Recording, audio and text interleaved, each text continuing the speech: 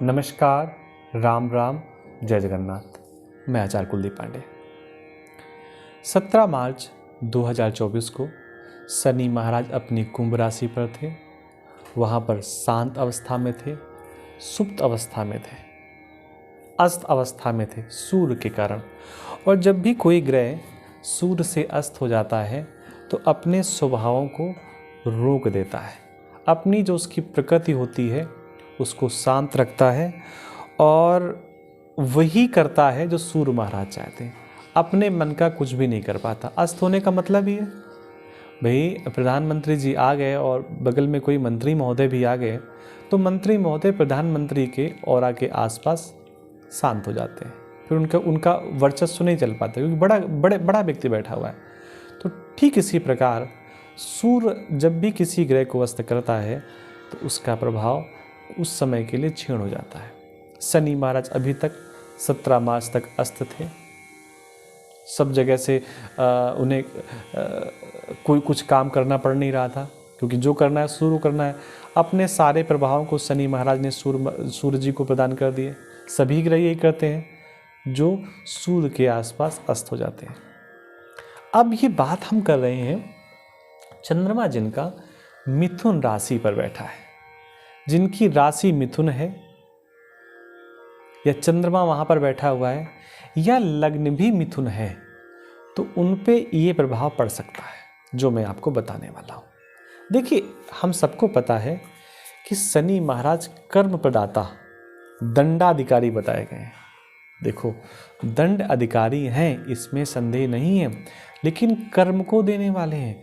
अगर शनि महाराज का संबंध आपके 10वें भाव, एकादश भाव, बृहस्पति, चंद्रमा आदि ग्रहों से नहीं बन रहा, गुरु आदि प्लैनेट से नहीं जुड़ रहा, तो आपको परमानेंट कार्य नहीं मिलेगा। आप भटकते रहेंगे। अगर शनि महाराज की कृपा नहीं है तो सारे देवता सकारात्मक प्रभाव देते हैं। सब देवता, सारे ग्रह अपना अपना अच्छा प्रभाव देते हैं, लेकिन शनि महाराज कर्म देते हैं।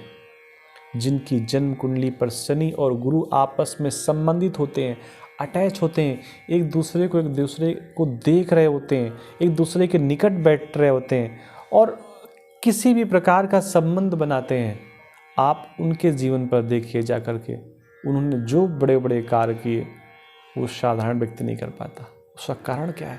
उसका सिर्फ और सिर्फ एक ये कारण है कि शनि महाराज की कुछ ग्रहों के साथ बैठना उठना, सिर्फ इतना है। देखिए, शनि महाराज की दृष्टि पर दोष होता है। शनि महाराज जहाँ बैठते हैं वहाँ कोई दोष नहीं होता। शनि महाराज की तीसरी दृष्टि मेष पर पड़ रही है, जो चंद्रमा का एकादश भाव है, जो मिथुन राशि का एकादश भाव है। अब यहाँ पर थोड़ी सी हलचल आपके जीवन में होने वाली है, थोड़ी सी समस्या आपके जीवन पर होने वाली है। ये मिथुन राशि वालों के लिए मेष राशि आय का भाव है, इनकम का भाव है, किसी संबंधी के आने का भाव है। अब आपके इनकम में, जहाँ से आपकी इनकम आनी है, वहाँ पर शनि महाराज की दृष्टि पड़ेगी तो निश्चित मानिए इनकम में समस्या आनी है। हो सकता है यहाँ जो आपको गेन आना है वो ना आए, लेट आए। आपको 1 लाख रुपए का फायदा होना है, 30,000 रुपए का फायदा हो। क्यों? क्योंकि शनि महाराज उदय होकर के मिथुन राशि के एकादश भाव पर अपनी दृष्टि डाल रहे हैं। तो निश्चित मानिए ऐसी समस्या तो जीवन में होने वाली है। लेकिन अगर हम एक बात और ध्यान दें तो मिथुन राशि से सप्तम भाव हुआ 9 नंबर की राशि धनु, मकर, कुंभ, मीन, 7, 8, 9। मिथुन राशि से शनि महाराज भाग्य भाव में बैठे हैं। और जैसा कि मैंने आपको पहले बताया कि शनि महाराज जहाँ बैठते हैं उसको साफ सुथरा करके बैठते हैं, झाड़ू लगा कर बैठते हैं। वहाँ गंदगी वो पसंद नहीं करते, वहाँ पर वो अच्छा करने का ही प्रयास करते हैं। तो मिथुन राशि से शनि महाराज भाग्य भाव में बैठे हैं। तो निश्चित मानिए, जो अभी तक ऐसा कह रहे थे कि मेरा भाग्य मेरा साथ नहीं दे रहा, मेरा भाग्य मुझे बार बार ठोकर मार रहा है, भाग्य के कारण मुझे बार बार भागना पड़ रहा है, तो वो आपके इनकम को तो डिस्टर्ब कर सकते हैं। हो सकता है समय से आपके पास इनकम ना आए, लेकिन भाग्य को प्रबल करने का पूरा प्रयास करेंगे, भाग्य को अच्छा बनाने का पूरा प्रयास करेंगे। आप ये नहीं कह सकते इन 13-14 महीना में 15 महीनों में कि हमारे भाग्य ने हमारा साथ नहीं दिया। शनि महाराज आपका पूरा साथ देने के लिए तैयार हैं, आपको सब प्रकार से सपोर्ट करने के लिए तैयार हैं, क्योंकि वो आपके भाग्य के भाव में बैठे हुए हैं और किसी भी स्थिति में आपके भाग्य के भाव को खराब नहीं करेंगे, आपके भाग्य को खराब नहीं करेंगे, क्योंकि ऐसा मौका आपके जीवन में केवल 3 बार आने वाला है। क्योंकि एक जन्म कुंडली पर किसी भी व्यक्ति का शरीर पूरा होते होते शनि महाराज 3 बार ही उसकी लग्न से भाग्य भाव में 3 बार ही बैठ पाते हैं, 2.5 साल के लिए।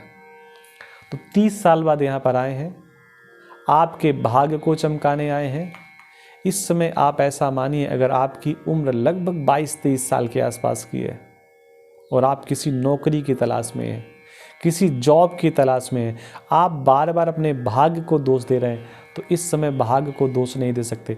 भाग्य आपका पूर्णतया आपके साथ है और वो आपको सपोर्ट कर रहा है सब कुछ करने के लिए, आपको मोटिवेट कर रहा है, आपको आगे बढ़ाने का प्रयास कर रहा है, और आप बढ़िए। और आप देखिए ये साल आपके लिए बहुत अच्छा है। हो सकता है इनकम उतनी अच्छी ना हो, लेकिन देखिए जैसे आप किसी बहुत बड़े व्यक्ति से मिलते हैं, किसी श्रेष्ठ व्यक्ति से धर्मात्मा से मिलते हैं, महात्मा से मिलते हैं, तो कई बार वो इनकम तो नहीं देता है, लेकिन फिर भी आपको प्रसन्नता होती है, फिर भी आपको ऐसा लगता है मैं इतने बड़े व्यक्ति से मिला तो मेरे जीवन में कुछ लाभ होने वाला है। तो ऐसी स्थितियाँ आपके जीवन पर उत्पन्न होने वाली हैं। चैनल को सब्सक्राइब ज़रूर कर लीजिए अगर अभी तक आपने नहीं किया है, और मिलते हैं फिर नई जानकारी के साथ। तब तक आप भगवान शिव की आराधना जरूर करते रहिए। शिव की आराधना करने से शनि महाराज बहुत प्रसन्न होते हैं। अपनी सभी प्रकार की सकारात्मकता शनि महाराज उस व्यक्ति पर, उस जातक पर, आप पर बरसाने का प्रयास करते हैं। आज के संस्करण में इतना ही। जय जगन्नाथ।